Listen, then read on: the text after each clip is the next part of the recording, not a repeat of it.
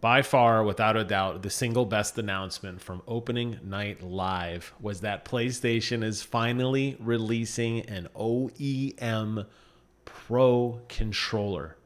They're calling it the DualSense Edge wireless controller, and it will be ultra customizable. I am so excited. I have been wanting this for so freaking long. Sony dabbled with it just a smidge when we had the back button attachment for the DualShock 4 controller.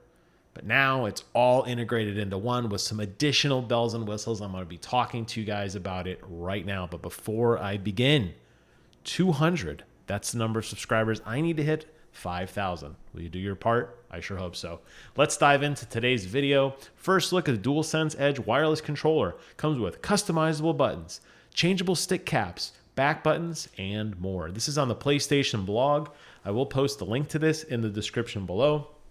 While you're down there subscribing to the channel, go ahead and click it and read it for yourself if you don't like the job that I did. There's a little video here. I don't really care about the video. It's not that important. What is more important to me is the details, and that's what I'm going to be spending today's time talking about. First and foremost, I guess I can show you a picture.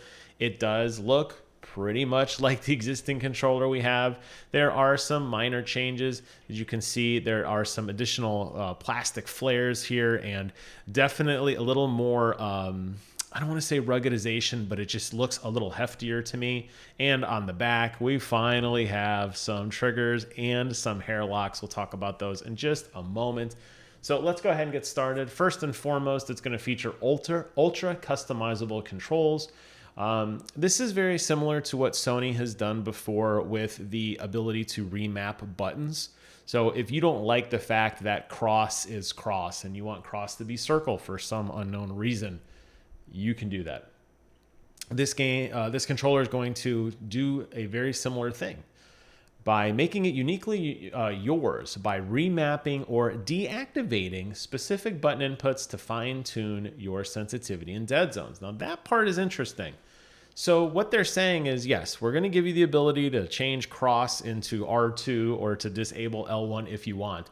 But they're also going to include the stick sensitivity and dead zone control. Now, a lot of PC games already do this built into the actual game itself.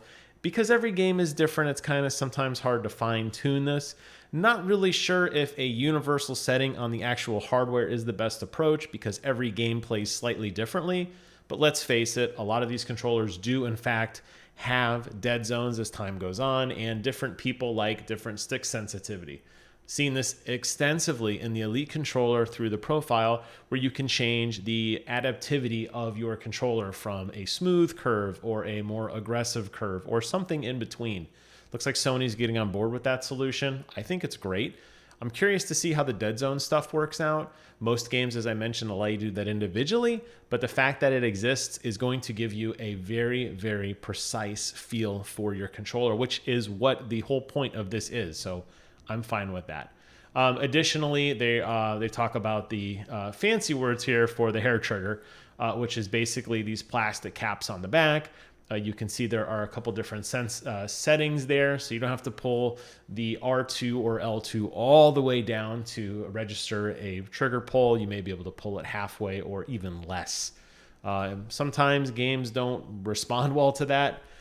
It's going to have to be adjusted. Now, some of the nicer controllers from Scuff actually offer a key to actually fine-tune the actual distance to get it just the exact precise amount.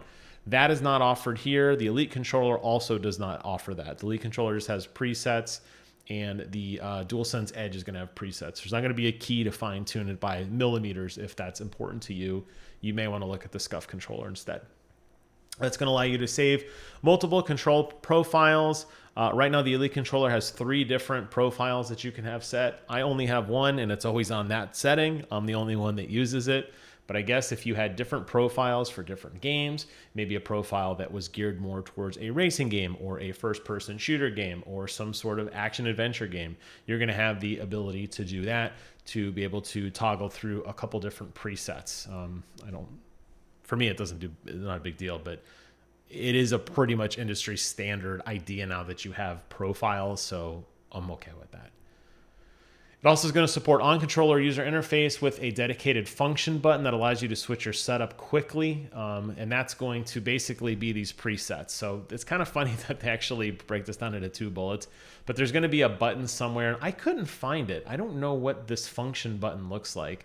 I initially thought maybe it was tied to something around here with maybe the power button. I didn't see anything that stuck out to me on the back either, but just like on the Xbox Elite controller, there's a new button in the center that you can press to toggle between one of the 3 different profiles. Here, you're going to be able to toggle between that, and it doesn't say how many profiles there are. I would be surprised. It's most likely going to be 3.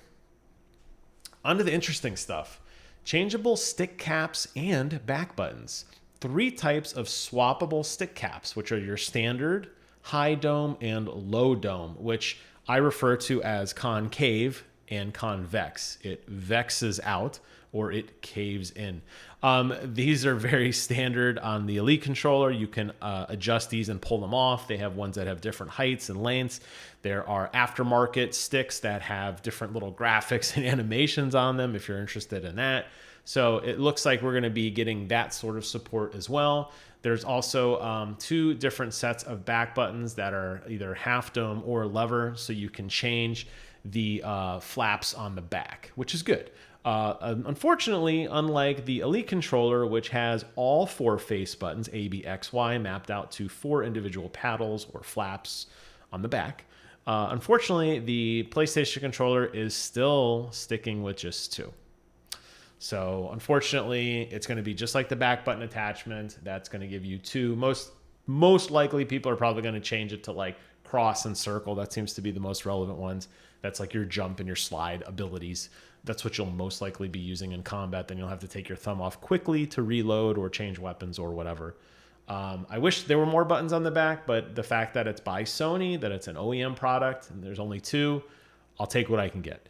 And you're going to be able to change those. And as I said, I am very confident there will be aftermarket solutions very shortly after this that give you even more options, should that be something you're interested in. They also are going to include a replaceable stick module, and that explains why this plastic cap is here.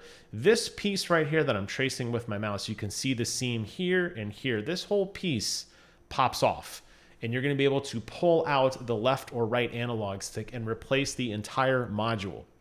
This is something that is most common problem on an Elite controller is stick drift or dirt or overuse, and it just kind of wears out over time. Looks like Sony's trying to get ahead of that and say, yes, you can actually just pop that out.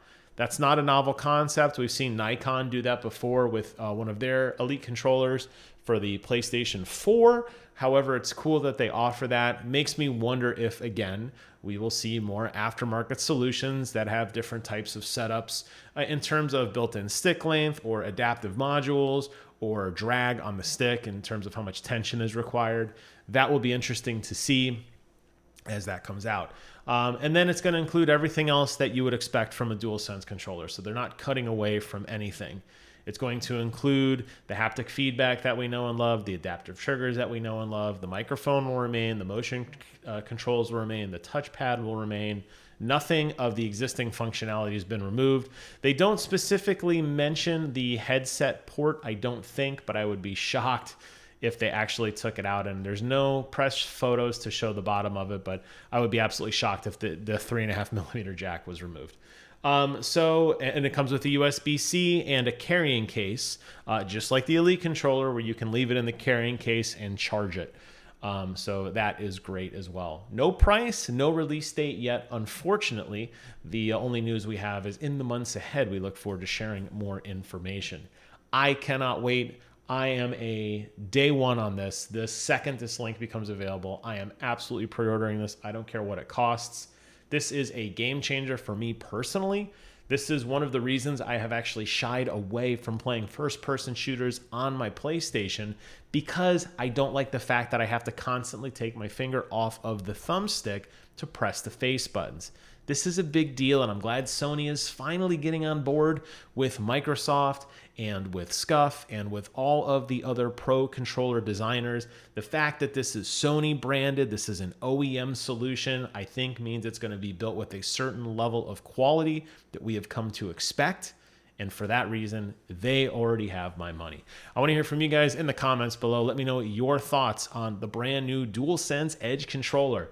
Does it get you amped up as much as it gets me amped up? I'd like to hear from you guys. That's it for today's video. Thank you all so much for watching. Take care of yourselves. And until next time, I will see you guys on the other side.